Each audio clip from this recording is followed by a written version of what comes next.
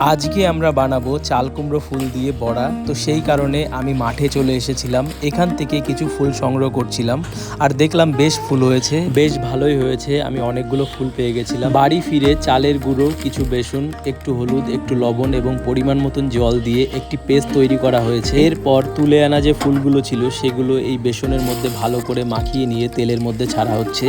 আমার তো বেশ ভালোই লাগে এই বড়া, তোমাদের কিরকম লাগে কমেন্টের মাধ্যমে জানিও। এর সঙ্গে আরও একটা বড়া তৈরি করা হচ্ছে, সেটা হচ্ছে চাল কুমড়োর বড়া। তো প্রথমে কিছু সর্ষে বেটে নিয়ে তার মধ্যে একটু তেল দিয়ে ভালো করে মাখিয়ে নিচ্ছিল।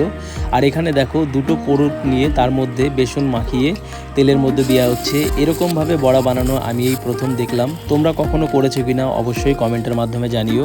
আর এখানে দেখো আমাদের বড়া ভাজা সম্পূর্ণ হয়েছে। তারপর আমি স্নান করে নিয়েছিলাম।